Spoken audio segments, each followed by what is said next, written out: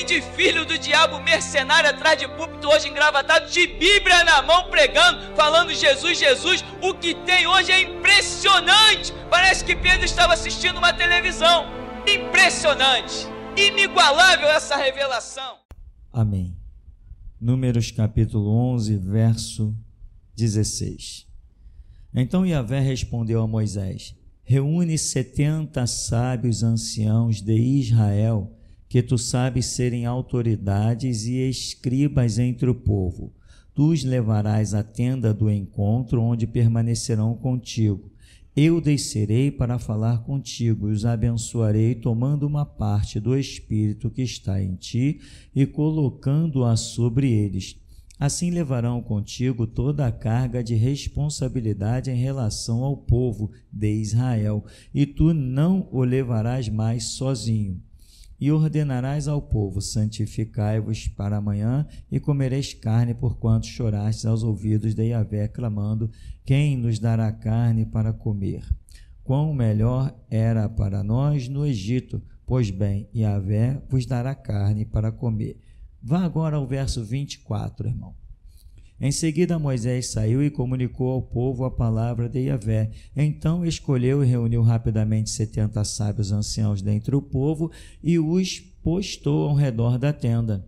O Senhor desceu na nuvem, falou a Moisés e tomou do Espírito que pairava sobre Moisés e o colocou sobre as 70 autoridades. Assim que o Espírito veio sobre essas pessoas, profetizaram, porém nunca mais tornaram a fazê-lo. 2 homens haviam permanecido no acampamento. Um deles se chamava Eldade e o outro Medade. O Espírito também os alcançou e pousou sobre eles, ainda que não tivessem vindo à tenda, embora estivessem entre os escolhidos. E assim puseram-se a profetizar no acampamento. Um jovem correu e foi anunciar a Moisés. Eis que Eldade e Medade exclamava a ele: estão profetizando no acampamento. Josué, filho de Num, que desde sua mocidade auxiliava Moisés, tomou a palavra e rogou-lhe: Moisés, meu senhor, proíbe-os. Contudo, ponderou-lhe Moisés: estás ciumento por minha causa?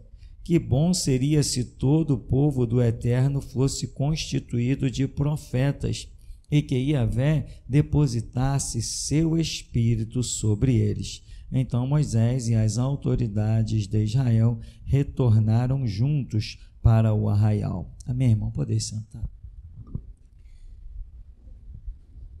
Irmão, eu quero ainda te incentivar a manter viva na sua memória as palavras de Deus, as lições da Escritura, né? Os textos bíblicos. Hoje nós temos essa glória toda de Bíblia em áudio e tudo isso. Você deve se preocupar com isso, em manter as histórias bíblicas vivas na sua memória, né?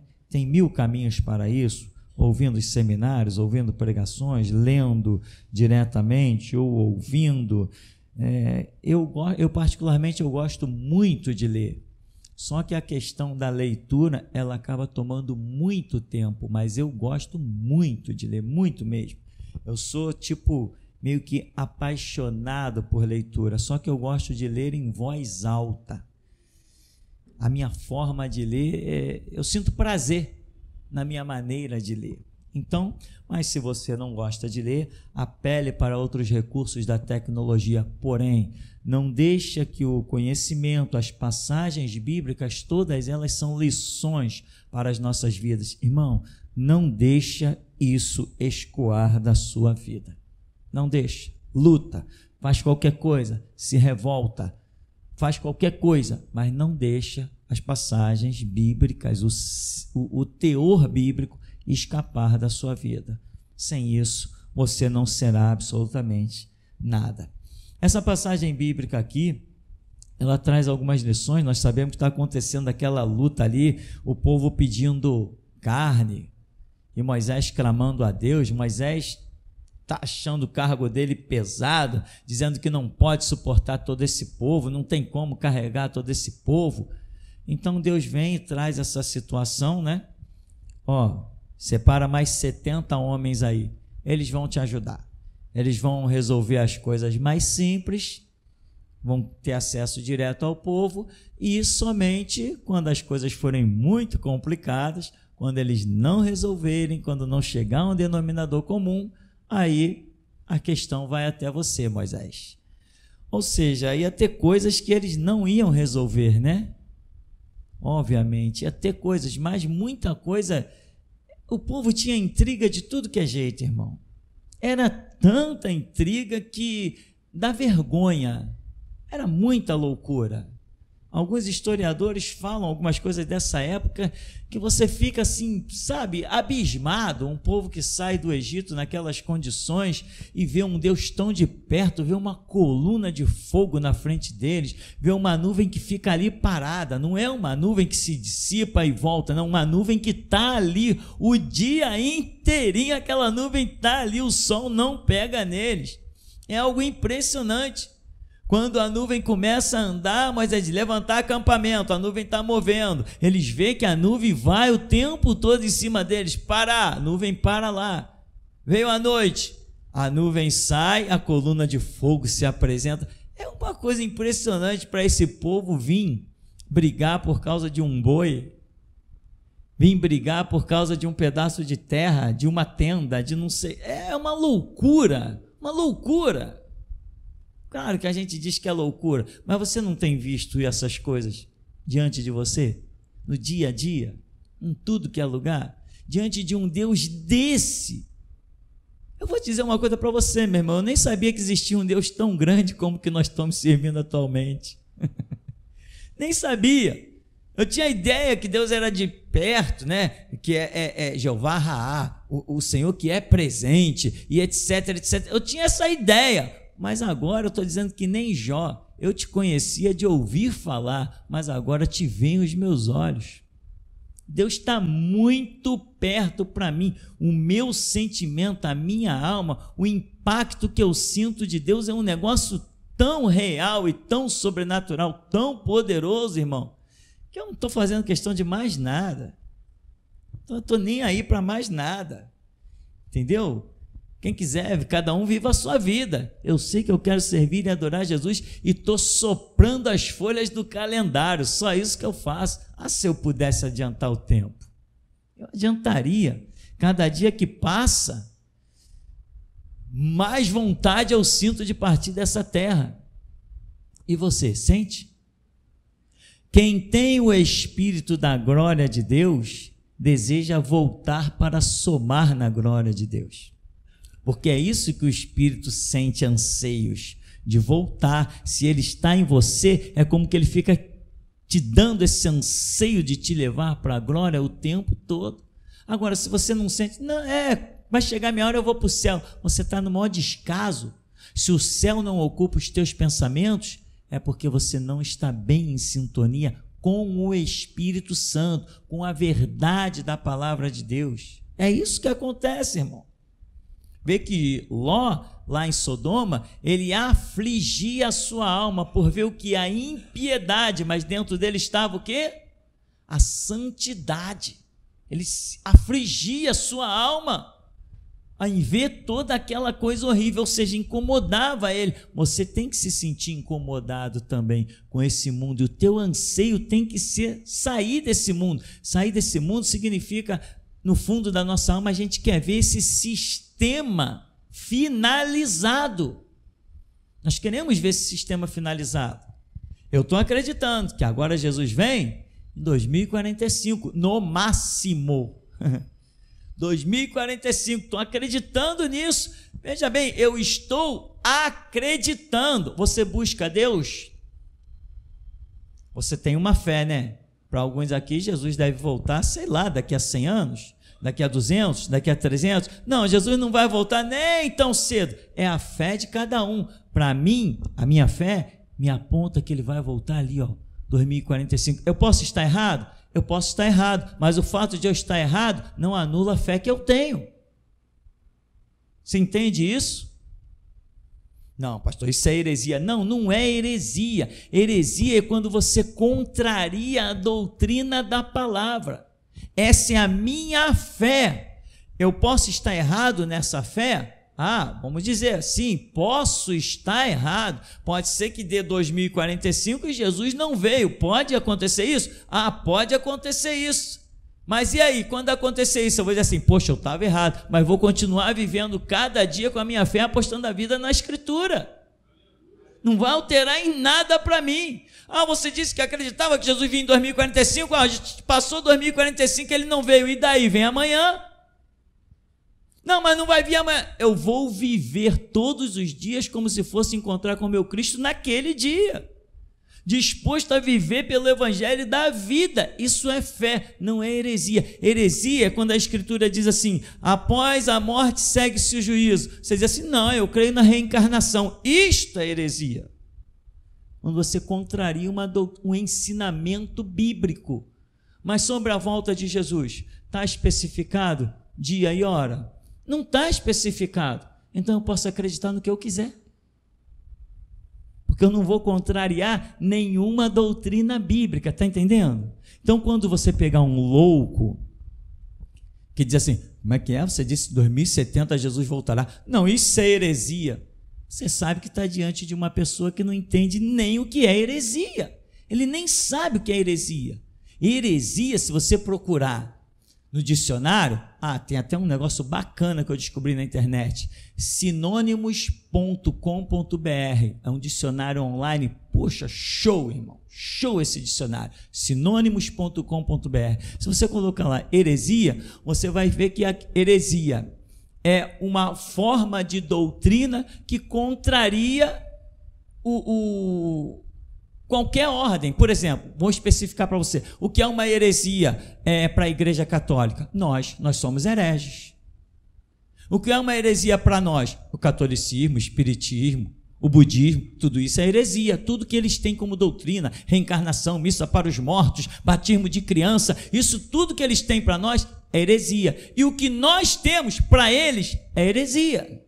Ou seja, heresia é qualquer opinião, qualquer citação contrária a um mandamento religioso. Isso é uma heresia. Então, eles têm a nós como hereges e nós temos a eles como hereges. Mas você dizer, não, Jesus vem amanhã. Amém. Aí Jesus não veio, você diz, não, então ele vem daqui a uma semana. Tá, sem problema. Desde que você não contrarie os mandamentos bíblicos. E é disso que nós estamos falando. A Escritura tem mandamentos, tem ensinamentos. Você precisa manter essas coisas vivas. Às vezes eu vejo algumas pessoas dando respostas, eu faço isso muitas vezes em alguns grupos lá que eu tenho no WhatsApp, eu faço perguntas e as pessoas vêm com a sua mais profunda sabedoria. Não, porque no tal que do espiritual, que o discernimento, e parece um médico espiritual falando. Eu digo assim, nada disso interessa. Quando se faz uma pergunta bíblica, a resposta tem que ser bíblica. Se a pergunta é bíblica, a resposta tem que ser bíblica. O que você acha não interessa. O que eu acho não interessa. Se alguém me perguntar alguma coisa sobre qualquer detalhe espiritual, eu tenho que citar ensinamento do Senhor Jesus, ensinamento das revelações do profeta, de Moisés, enfim, daqueles que foram usados para compilar a doutrina. Não é a minha opinião que dá a resposta bíblica. E eu falo constantemente lá, em vários grupos, não adianta tentar responder uma pergunta bíblica com o que você pensa que tem de sabedoria ou conhecimento. Isso não interessa. Para responder uma pergunta bíblica, você tem que citar Bíblia. Tem um grupo, eles estão nos ouvindo agora, tem um grupo lá de Fortaleza. Eu coloquei uns áudios do seminário lá. 15 dias depois, eu fiz pergunta sobre o primeiro áudio do seminário. E foi as mais diversas respostas sobre coisas que estavam especificadas lá. Quem é o profeta messiânico? Aí a gente diz, é Davi. é um monte de coisa. Não, é João Batista. Não. Aí eu digo assim, não ouviram o primeiro áudio. Nem o primeiro que está aí já com vocês há 15 dias. Não ouviram sequer o primeiro áudio. Não, porque o profeta messiânico é aquele cara que falou disso, falou daquilo. Não adianta. A pergunta é sobre o seminário. Se não ouviu o seminário, não tente responder. As respostas estão no seminário. Se eu pergunto quem é o profeta messiânico e você não tem conhecimento bíblico, não adianta você tentar adivinhar. Por mais que você queira ser o cara espiritual, endossando um monte de palavras, não vai adiantar. E se por acaso você chutar e por sorte acertar, adivinhar, eu vou detectar. Eu vou dizer, tu está errado. Ah, mas não é esse? É esse, só que você veio pelo caminho errado. No espiritual tu está errado. Isso aqui não é múltipla escolha. Programazinha, fórmula matemática, com a resposta. Ah, vou chutar essa daqui. Tu chutou, o cara lá diz, ele acertou. Não. Nas coisas espirituais tu pode chutar e acertar, mas o caminho está errado e tu errou. Tu não tem em si a realidade daquilo, você não tem conhecimento real daquilo. Quando as perguntas são bíblicas, as respostas têm que ser bíblicas. Aqui, veja essa lição gloriosa. Moisés, tu está achando tua carga pesada? Faz o seguinte, eu vou tirar do espírito que está sobre ti e vou repartir aos outros. Alguém poderia dizer assim, bom, Deus falou que vai tirar do espírito que está em Moisés e vai jogar também para nós, né? Pode alguém na sua cabeça pensar que Deus tirou um pouco, me dá um pouco de espírito aí. Não existe um pouco de espírito não, tá, irmão? O espírito é um só, onisciente, onipotente, onipresente. É um só. Ah, tirou do espírito, da ideia que dividiu o espírito, ficou um pouco de espírito, como se fosse um líquido lá com Moisés e com outros. Não, nada disso. Significa que o mesmo espírito estaria operando tanto em Moisés quanto nos outros. Mas alguém poderia pensar assim, ah, tá vendo? Agora nós somos iguais a Moisés, temos o mesmo espírito. Seria essa a realidade? Não. Essa realidade ia se cumprir algum dia? Não. Seria impossível.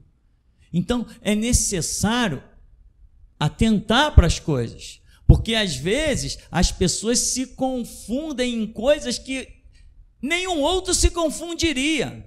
Sabe quando? Quando a mente da pessoa já vem sendo canalizada, empurrada de forma errada por si mesma. Ela não se curva, ela não se dobra ao que ela vem ouvindo no dia a dia, ao que ela lê no dia a dia, a lógica, o bom senso, a realidade de Deus na vida de todo mundo. Então o camarada, ele, saiu do espírito de Moisés e está em mim também, eu sou igual a Moisés. Não, ninguém nunca foi igual a Moisés. Ninguém, mas o Espírito é o mesmo, o Espírito é um só, que está em todos nós, mas a forma como ele opera em cada um de nós é diferente. Você tem o Espírito Santo? Eu também. Você tem o Deus que te cura? Eu também. Você tem Jeová Jireh, o Deus das provisões? Eu também. Mas a obra nas nossas vidas são iguais? Não são iguais, mas não é um só Espírito. Não diz a Escritura, há um só Espírito e um só Deus e Pai de nosso Senhor e Salvador Jesus Cristo. Se o Espírito está em mim, o Espírito está em ti, ou seja, o Espírito opera em mim, ou o Espírito opera em ti, nós somos espiritualmente iguais? Não somos. Senão seríamos todos pregadores? Senão seríamos todos mestres ensinando? Não, ele reparte a cada um conforme ele quer.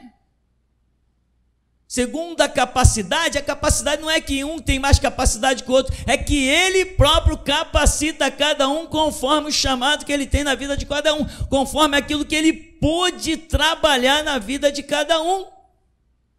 Então, meu irmão, você não tem que ser igual nem diferente, temos todos o mesmo Espírito, somos todos cobertos pelo mesmo sangue, mas a diferença é a palavra que Deus dá a cada um de nós.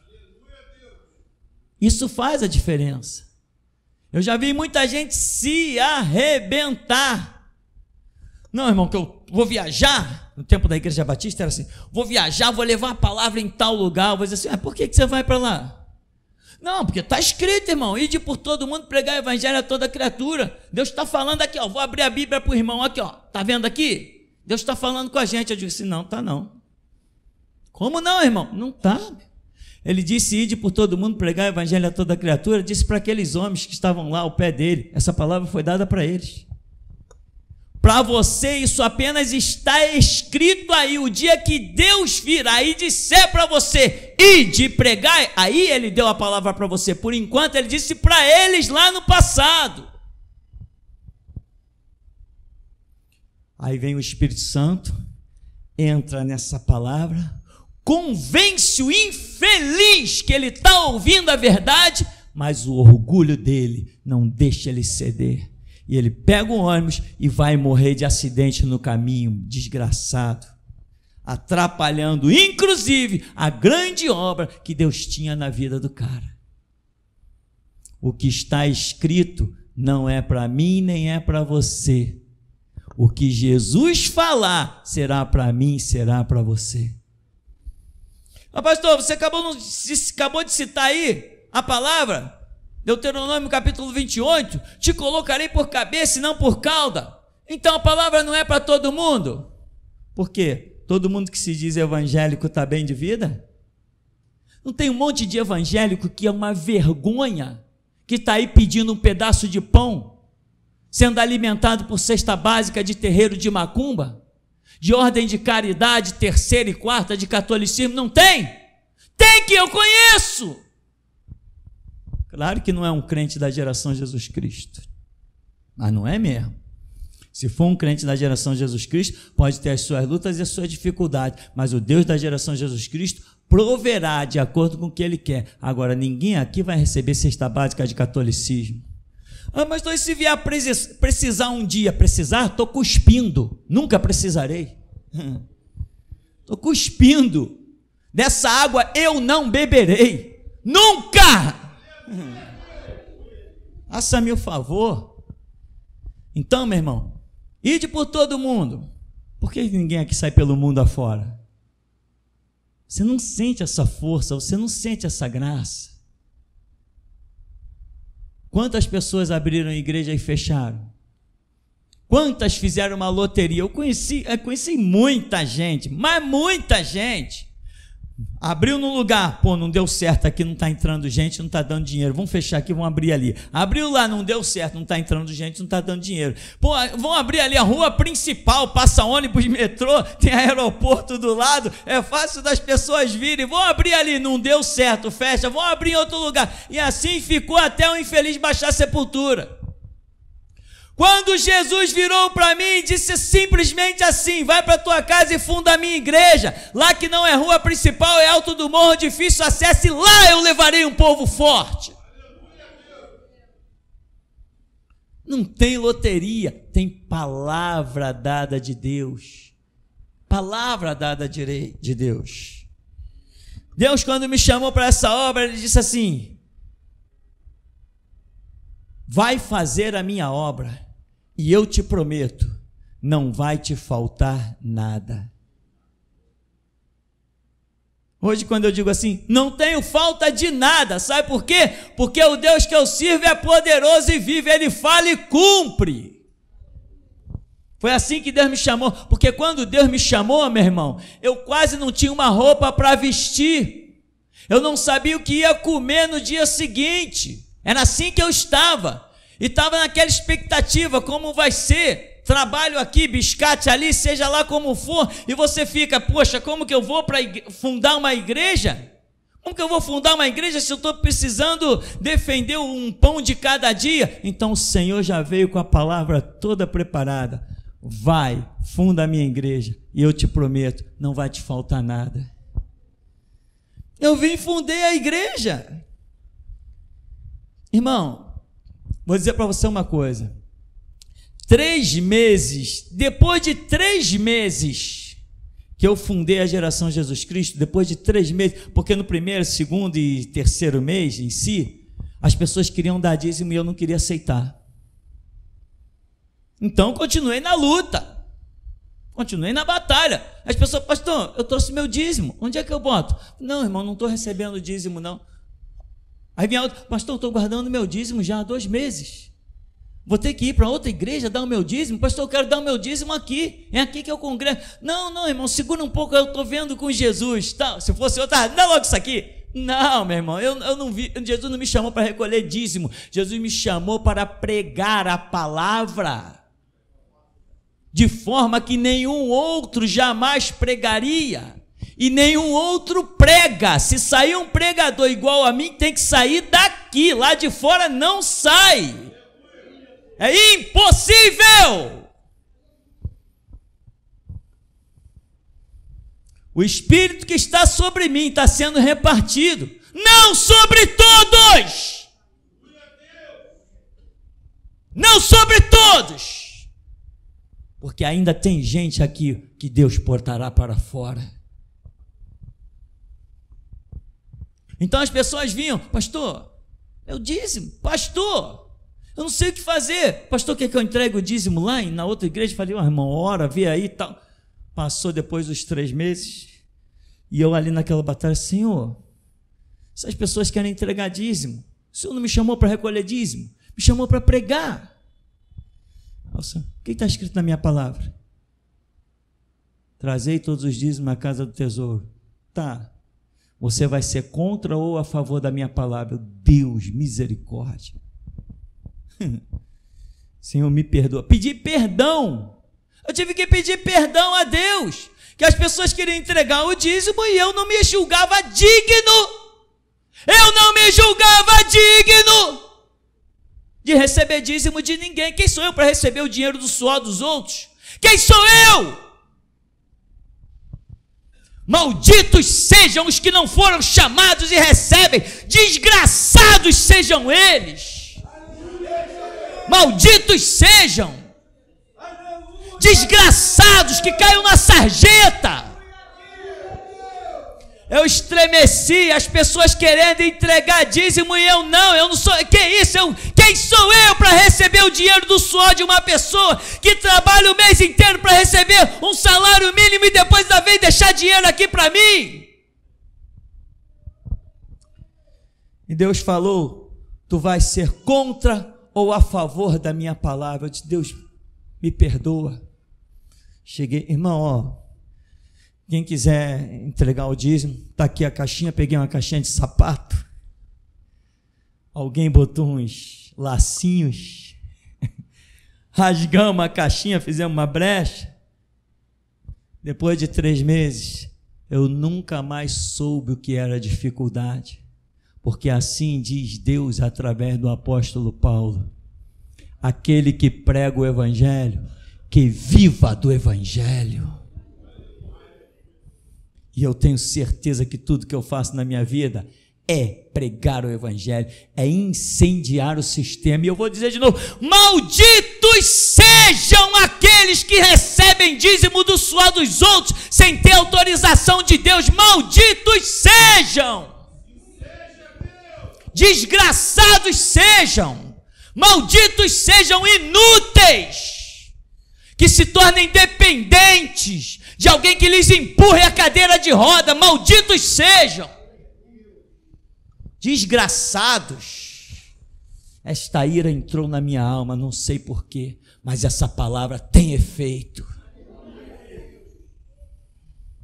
Então, irmão, não é porque a Bíblia fala genericamente que a palavra é para você, mas quando você se enquadra espiritualmente, aí a palavra é para você. Vai para a tua casa e funda a minha igreja. Falei, Jesus, eu pensava em qualquer coisa na minha vida, menos isso. Irmão, eu vim para cá, está pensando que vou fundar a igreja. Você está pensando que é assim? Eu vim para cá apavorado, meu irmão. Eu vim para cá apavorado, com 1 mês de ministério aqui, uma tendinha lá embaixo, uma lona azul, eu sentado num sofazinho de frente para a porta da minha mãe, vendo as pessoas entrar, descer pelaquela porta, eu dizia, meu Deus, o que essas pessoas vêm fazer aqui? Eu ficava apavorado, vindo gente de tudo que era canto, eu ficava apavorado vendo aquelas pessoas entrarem. Pastores de assembleia queriam ver o pregador. Diáconos, presbíteros, pastores batistas, padres entraram aqui. Todo mundo queria ver o pregador. Eu dizia, como é que essas pessoas estão sabendo que eu estou aqui escondido nesse quintal? Se tu tem o Espírito, meu irmão, pode ir para as margens do Jordão. Grita lá, que Deus levará os ouvidos que precisam ouvir a tua voz, o teu grito. Mas tem que ter o chamado, tem que ter a ordem de Deus. Vai lá para as margens do Jordão. O que eu vou fazer naquele deserto? Vai lá para receber o povo que eu vou levar ao deserto. Eu vi aquelas, irmão, me dava calafrio. E o que acontece? Sabe o que é você ver pessoas entrando? Às vezes eu olhava assim, 7h15, 7h20. Deus, o que essas pessoas vêm fazer aqui? Eu não tenho nem o que dizer, Deus. O que eu vou dizer para essas pessoas? 7h25, nenhuma mensagem.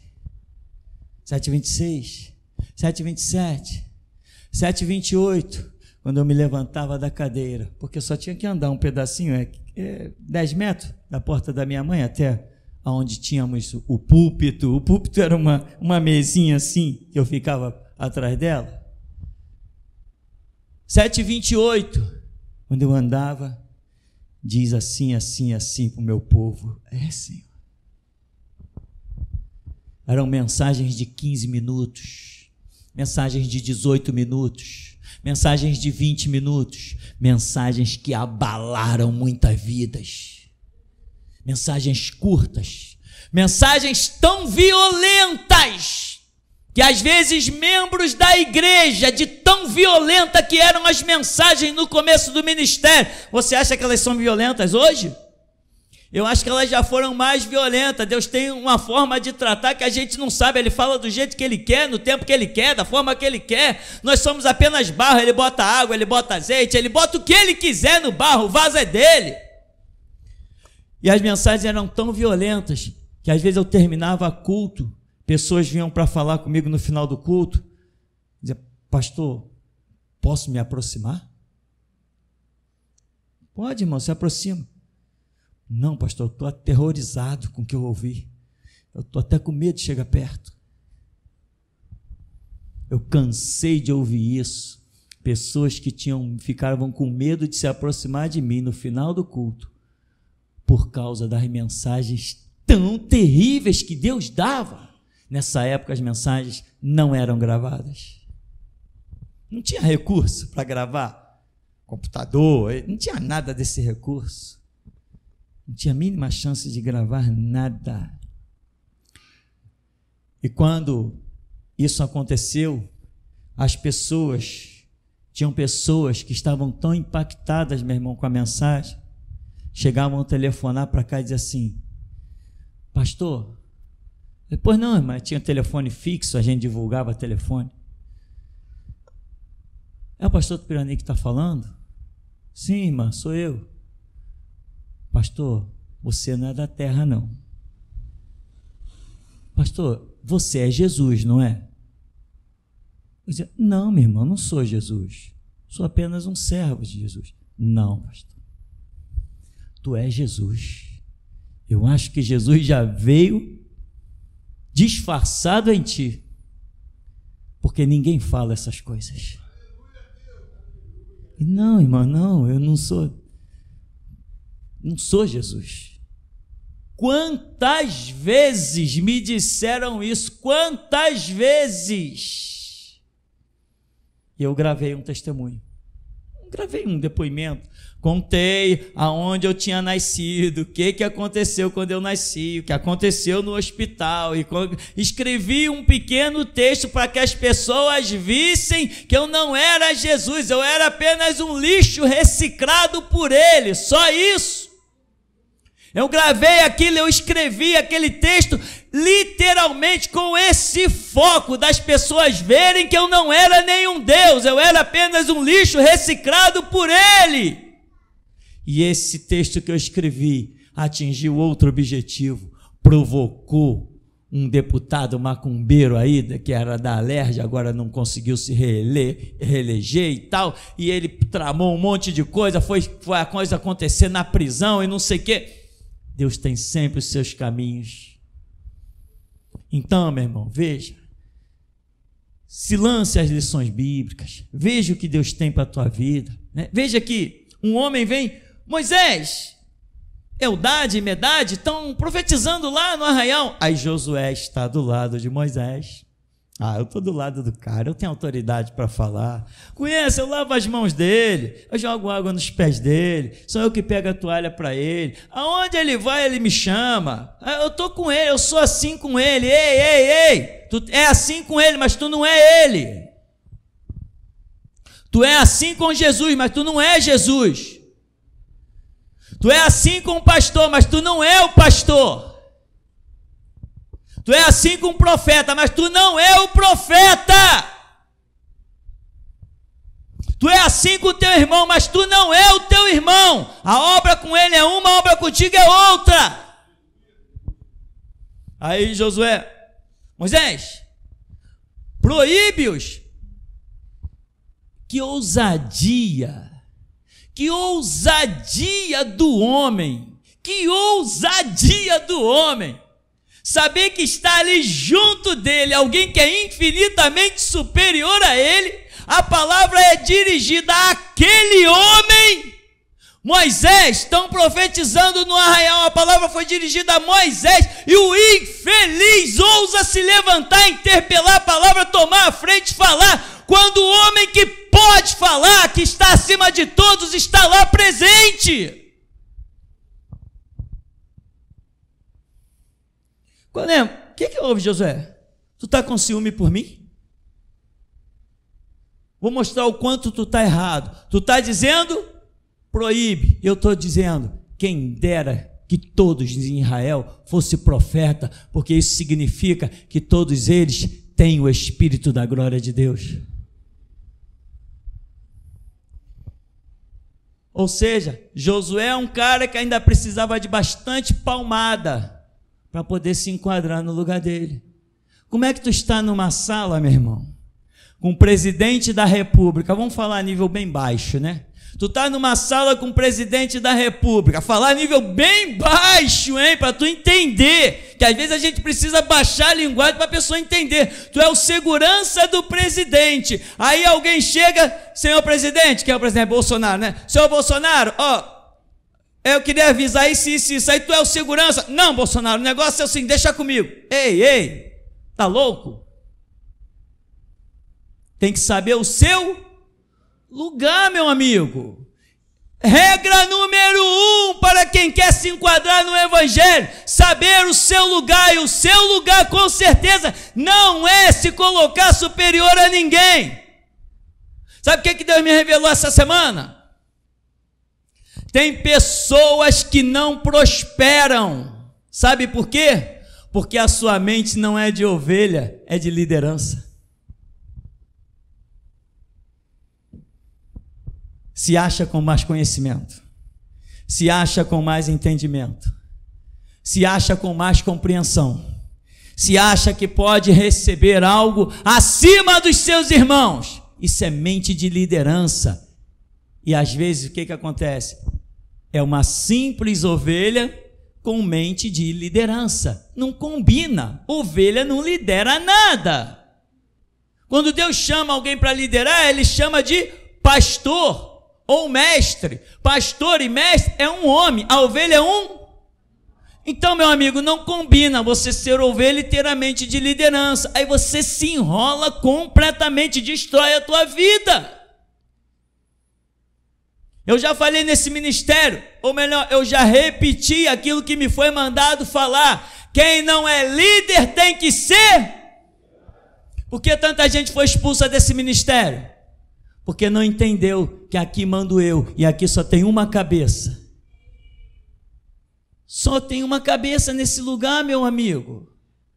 Quantas vezes me pararam as pessoas, o ministério lá rachou, eu falei, tu é louco? Não, soube que umas pessoas saíram de lá. Você já entrou na minha igreja? Não. Quando você entrar, logo de cara, em cima do púlpito tem uma placa escrito assim, ó, Centro de Seleção e Justiça. Significa que pessoas vão entrar, passar num processo, ser aprovadas ou reprovadas. Eu falei, perfeitamente. Então lá não racha nada. E você já viu um lugar liderado por uma única pessoa rachar?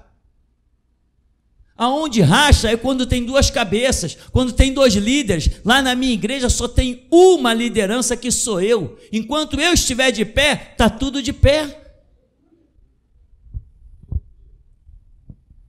Não mais, amigo, o assunto está encerrado. Pense em geração Jesus Cristo caída e inexistente, quando você ouvir dizer assim, ó, o pastor Tupirani fracassou, adulterou, matou, furtou, foi morto, qualquer coisa. Enquanto você olhar para mim e me ver de pé, saiba que geração Jesus Cristo está de pé. Sou eu que carrego esse nome. Foi a mim que ele foi revelado. E tem mais, hein? Escuta aí, irmão. Geração Jesus Cristo tem que sair da terra junto comigo, hein? Geração, ó, escuta aí, ó. Eita glória. Geração Jesus Cristo é um nome que foi dado a mim. Quando eu partir, ele não fica com mais ninguém.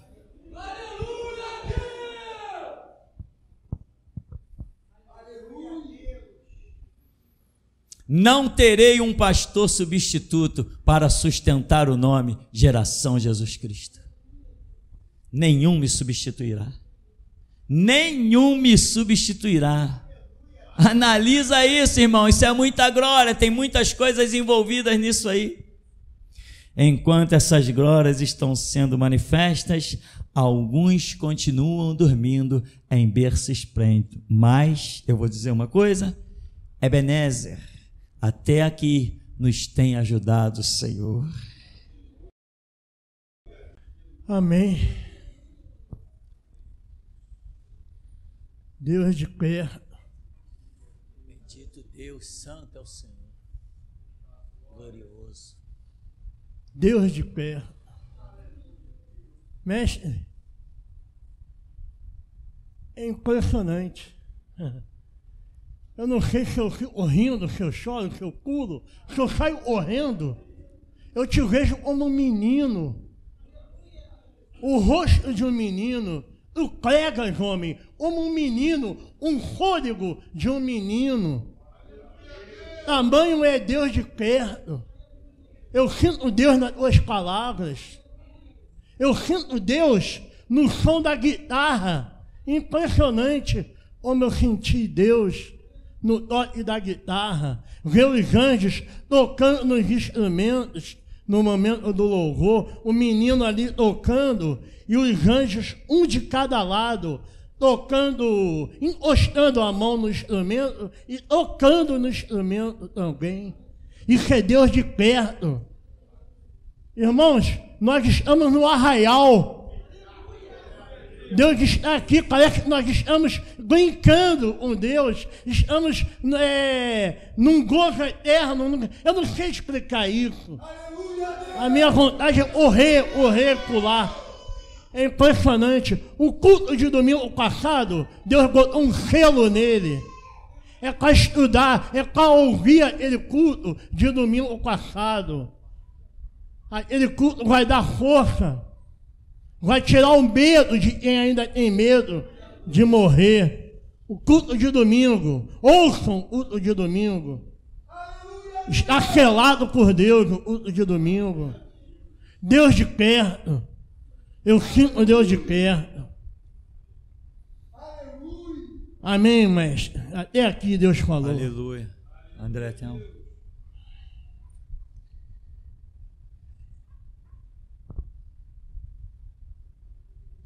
Amém.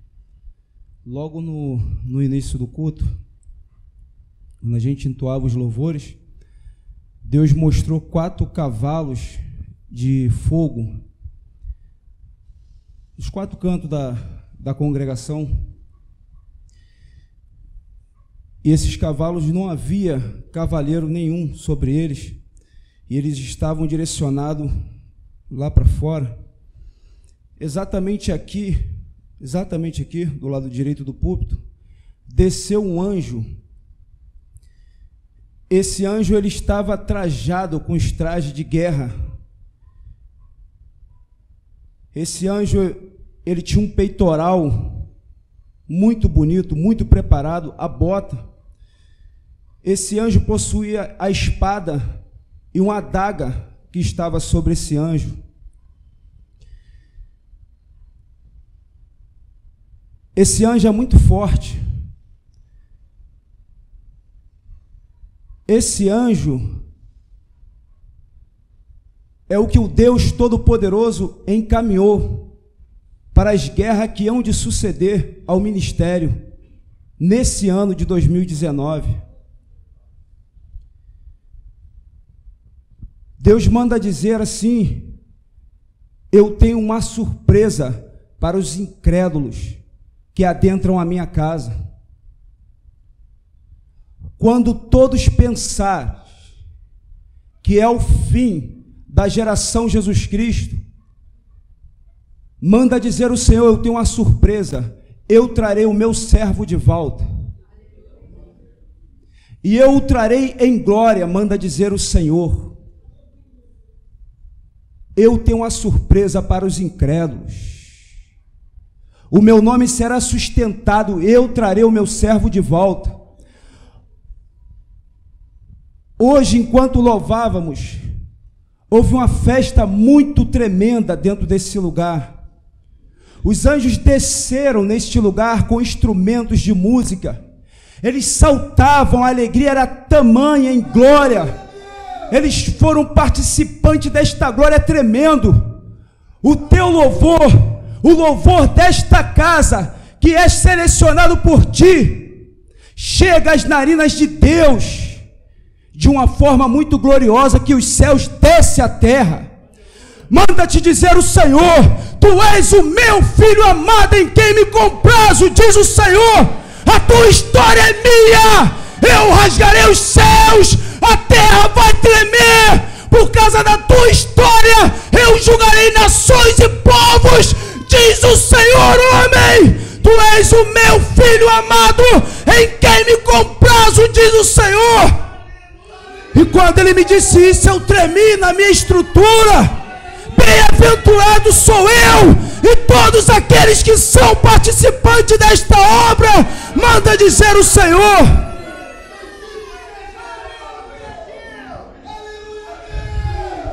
O meu sangue está sobre este lugar. O meu sangue está sobre este lugar. Eu firmei a minha aliança nesta casa. Ninguém destrói o meu nome, diz o Senhor.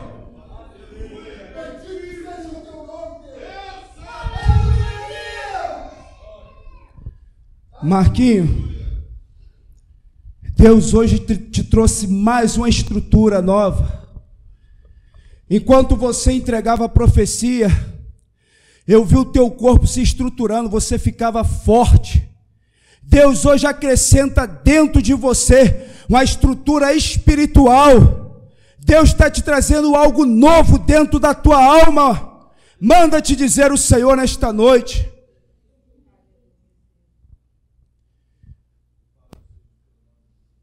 Exatamente agora nesse momento, muitas flechas, mas muitas flechas de Deus sobrevoam as nações. São flechas de fogo, são palavras que saíram deste lugar, manda dizer o Senhor. Amém, até aqui, pastor.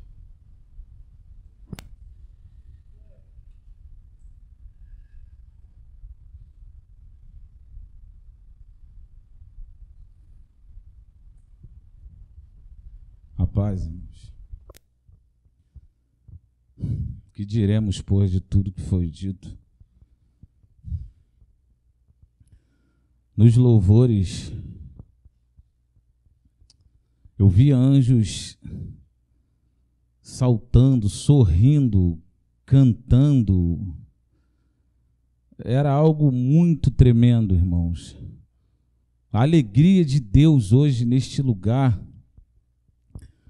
Mestre, Deus me deu uma palavra e ela diz assim: pede o que quiseres que será feito. Assim manda dizer o teu Deus, o Deus da geração Jesus Cristo. Pede o que quiseres que serás feito, diz o Senhor. Aleluia. Jean, Deus, Ele te entregou hoje 2 espadas. Mas essas 2 espadas, ela só tinha um único cabo. E Deus me deu uma palavra. Com essas espadas, o meu nome terá que ser glorificado, diz o Deus da geração Jesus Cristo a ti. Daniele, eu vi um anjo, ele tocou em você a primeira vez e você estava de cabeça baixa. Não se apercebeu. Ele tocou no seu ombro a segunda vez, você estava de cabeça baixa. Não se apercebeu. Na terceira vez, ele tocou no seu ombro esquerdo. Você deu uma olhada como se sentisse algo e ainda assim abaixaste a cabeça. Amém. André, eu via uma mão de lama preta suja e essa mão tentava tocar nessa criança que está do teu lado. E eu vi um anjo com a espada cortar aquele braço, irmão, que tentava tocar nessa criança. Amém. Amém, mestre, até aqui.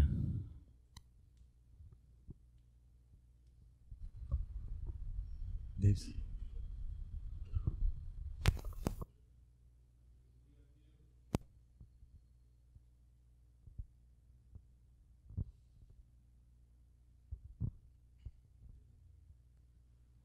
Rapaz, igreja. Mestre, nos louvores, eu vi surgir aqui no alto, na congregação, uma folha, parecendo ser uma folha de caderno, sendo que ela era negra. E eu via algo escrito nelas, como se fosse uma lista, mas eu via embaçado.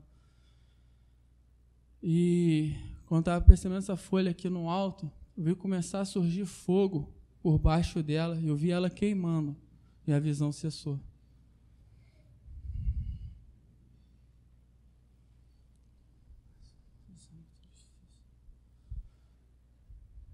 Mestre, eu tive uma visão muito nítida, no qual eu sentia o peso dessa visão, parecia que eu estava ali.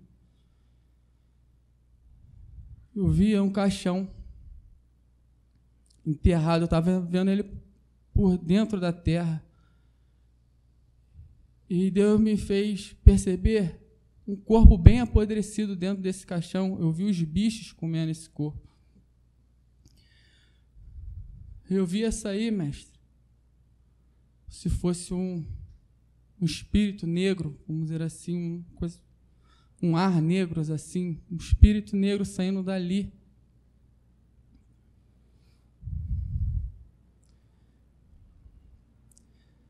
E esse espírito negro,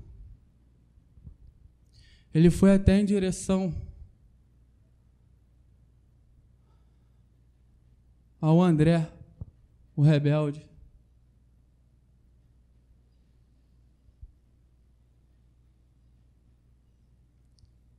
E esse espírito marcou ele, mestre.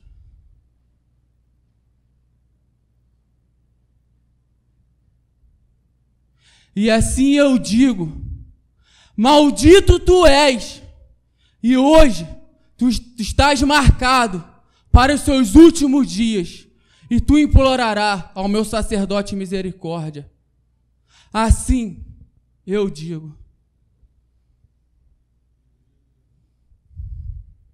Até aqui, mestre.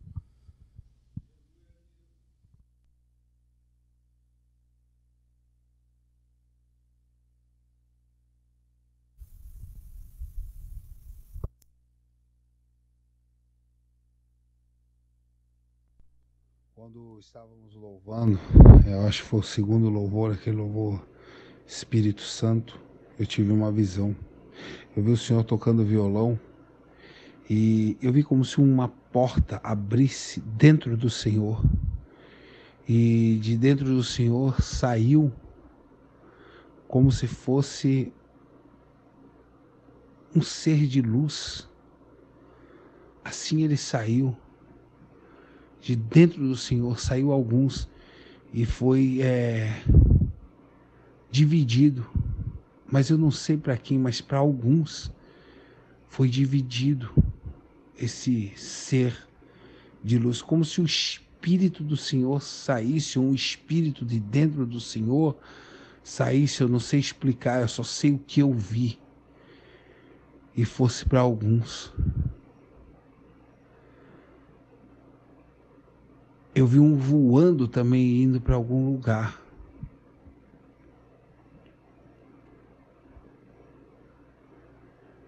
A partir de hoje,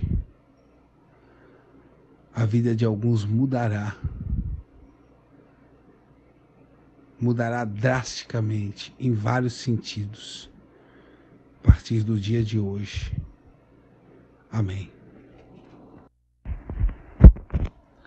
Assim diz o Senhor da geração Jesus Cristo. Olhem para esse púlpito. Olhem para quem está atrás desse púlpito. Eu vos apresento o grito da meia-noite.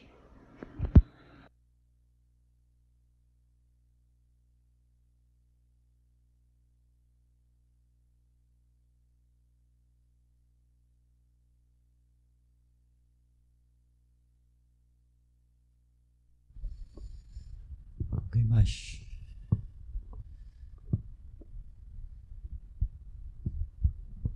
Não? Algo mais?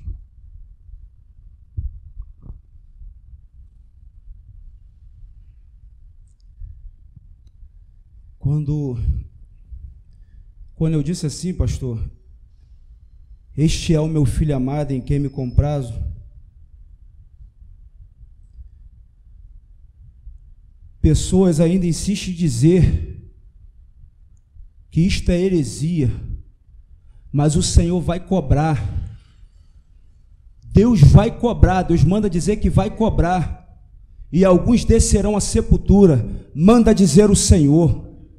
Manda dizer o Senhor, alguns baixarão a sepultura, diz o Senhor, por esta palavra, manda dizer o Senhor.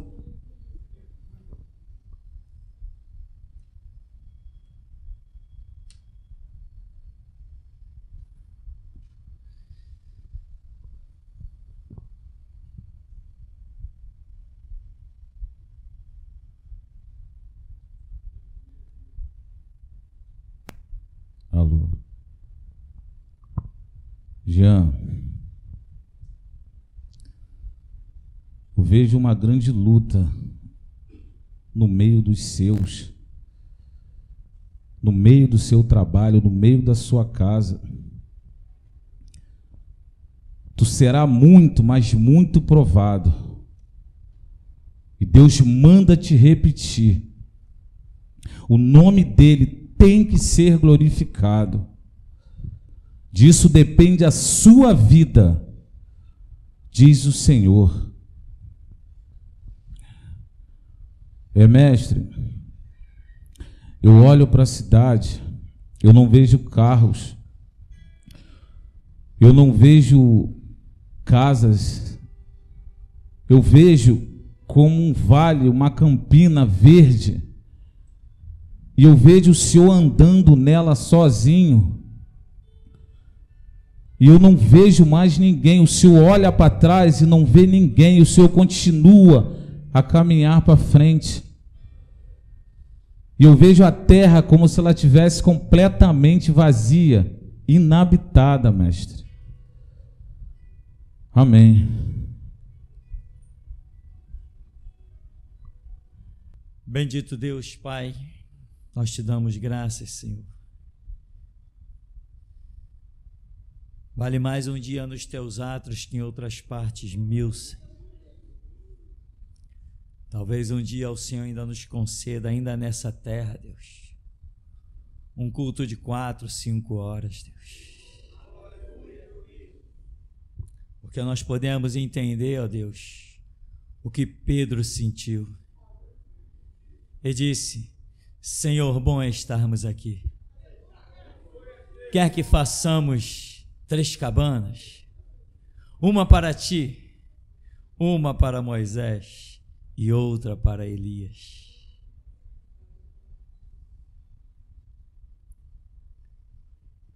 Por isso que é bom estarmos aqui, Senhor.